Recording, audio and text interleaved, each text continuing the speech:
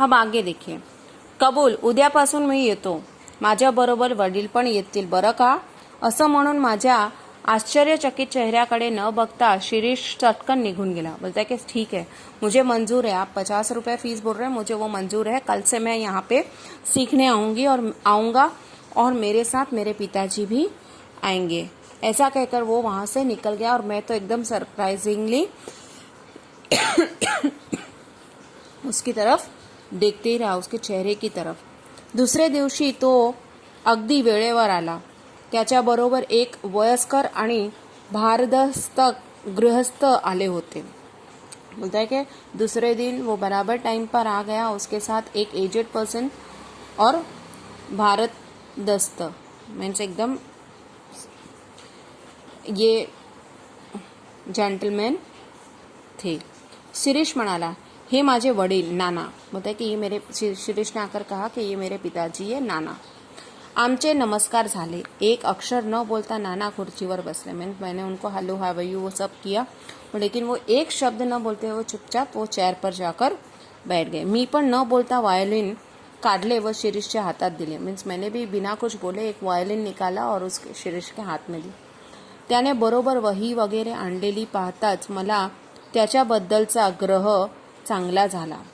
बोलता है कि उसने अपने साथ बुक वुक पेन वेन सब लेकर आया था. ये देखकर मुझे उसके प्रति जो मेरा एटीट्यूड था वो थोड़ा अच्छा हो गया. पहिल्या दिवशी प्राथमिक माहिती व पहिला धडा दिल्यावर मी हातात वायोलिन घेतले. मीन्स पहले दिन मैंने उसको थोड़ा प्राइमरी नॉलेज देते हुए और फर्स्ट लेसन सिखाते हुए उसको हाथ में वायोलिन दिया. माझ्या विद्यालयात येणाऱ्या विद्यार्थ्यांना पहिल्या दिवशी स्वतःच वाजवून दाखवायचे अशी माझी प्रथा होती. मीन्स मेरे इंस्टीट्यूट में जो भी यहाँ सीखने आता था उनको पहले दिन मैं ही वायलिन बजाकर सिखाता था. ऐसा मेरी प्रथा थी. प्रथा मतलब ऐसी मेरी रूल्स थे. त्यामागील हेतू एवढाच की मला त्यांना सुचवायचे असते की नेटाने नीट टिकला तर इथपर्यंत वाजवू शकला. मीन्स इसके पीछे मेरा उनसे कहने यानी एक ही मैसेज देने का रहता था कि अगर ठीक से तुम लोग ने यहाँ पे अच्छे से स्टडीज की तो मेरे जैसा बजा सकते हो.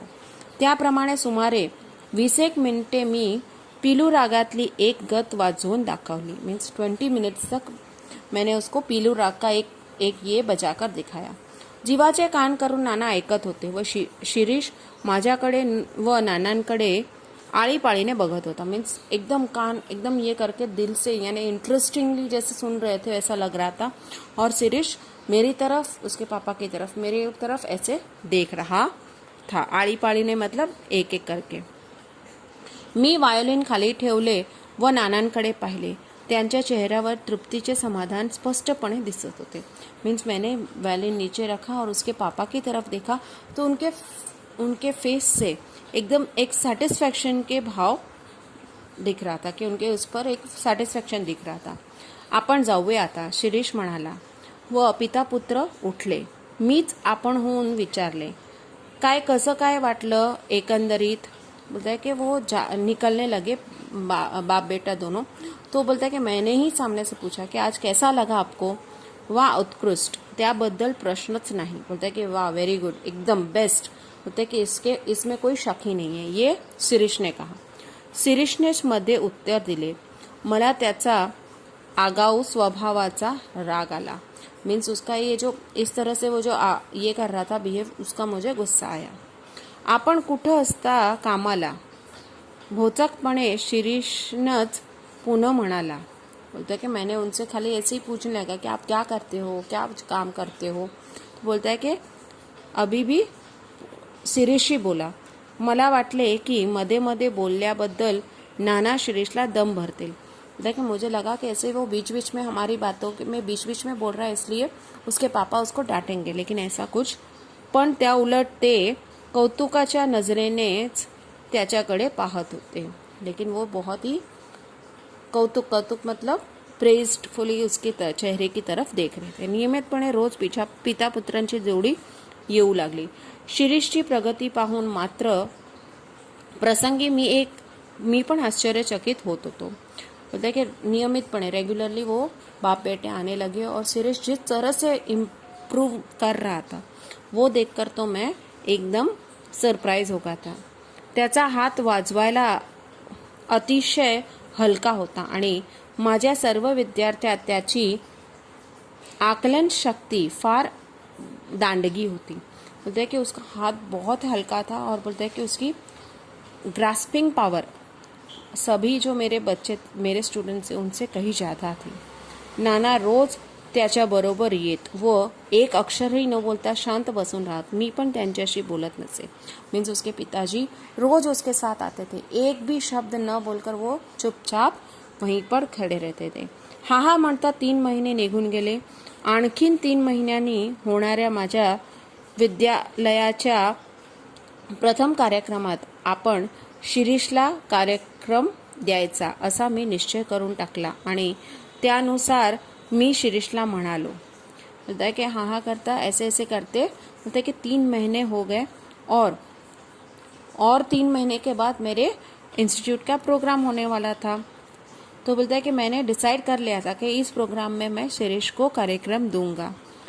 ऐसा उन्होंने वो डिसाइड कर लिया था आणि उसी हिसाब से उन्होंने शिरीष को कहा भी था, शिरीष अशीच प्रगती कायम राहू दे.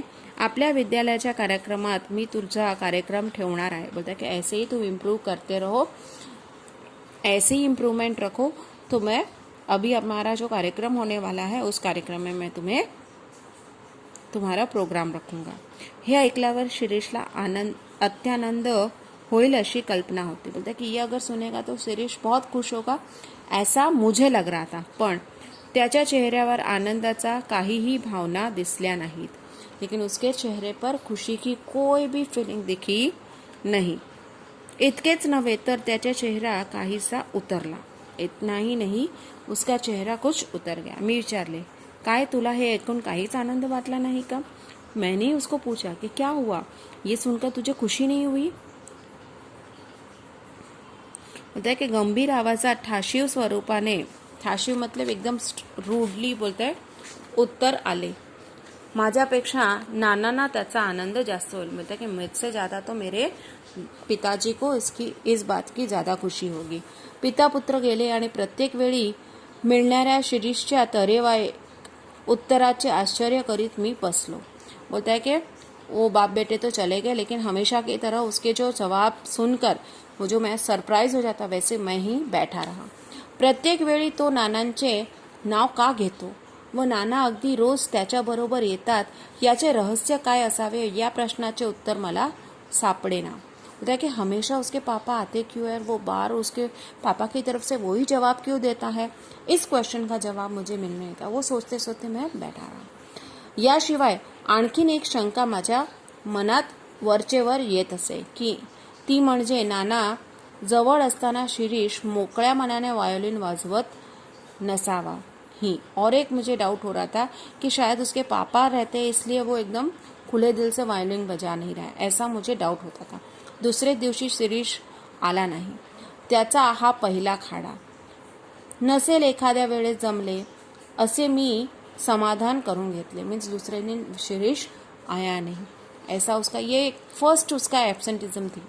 कि होगा कुछ ऐसा प्रॉब्लम हुआ रहेगा, उसको आने का सूट नहीं किया इसलिए वो आया नहीं होगा, ऐसा मैंने अपने दिल को मना लिया. पण त्याच्या दुसऱ्या दिवशी सुद्धा शिरीष आला नाही.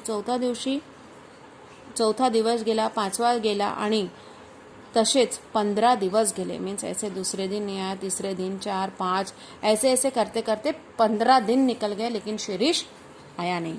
शिरीषचा पत्ता नव्हता. 16व्या दिवशी एक मनुष्य नीरव व फीचे पैसे घेऊन आला. नाना आजारी असल्यामुळे शिरीष येऊ शकणार नाही असे तो म्हणाला. मीन्स बोलता है कि दूसरे दिन 15 दिन के बाद 16वें दिन एक इंसान जो फी के पैसे और कुछ मैसेज लेकर आया कि उसके पापा बहुत बीमार है इसलिए शिरीष क्लास नहीं आ पाएगा. थोड्याशा रागानं मी म्हणालो, नानांची त्याचा काय करायची आहे, इकडे कार्यक्रम जवळ येत चालला आहे त्याचे काय. अब बोलता है कि थोड़ा सा नाराज होकर मैंने बोला, अरे उसके पिताजी से उसको क्या करना है, अभी कार्यक्रम इतना नज़दीक आ रहा है, वो क्या इतनी छुट्टी ले रहा है, बोलता है कार्यक्रम का क्या होगा, ऐसा करके मैं थोड़ा गुस्से में. शिरीष आला नाही त्याची वाट पाहून मी त्याचा कार्यक्रम रद्द केला। मीन्स शिरीष आया ही नहीं। उसकी राह देख देख कर मैंने उसका प्रोग्राम कॅन्सल कर दिया। त्याचे नाव पण काढायचे नाही असे ठरवून मी बाकीचे विद्यार्थी तयार केले। अब उसका नाम भी नहीं निकालूंगा, ऐसा करके मैंने बाकी स्टुडंट्स तयार किए। समारंभाचा दिवस उगावला आणि सकाळपासून शिरीषच्या आठवणीने मी उगाचच बेचैन झालो होतो। मीन्स समारंभ का यानी कार्यक्रम का दिन आ गया और बोलता है कि उस दिन मैं शिरीष को याद कर करके मैं बहुत ही बेचैन हो रहा था।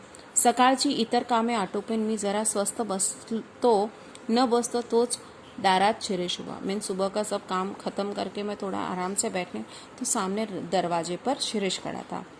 मी ताड़कन उभा राहिलो व त्याच्या जवळ गेलो। मी फटाफट खड़ा हुआ और उसके पास गया कि क्या हुआ ये देखने के लिए।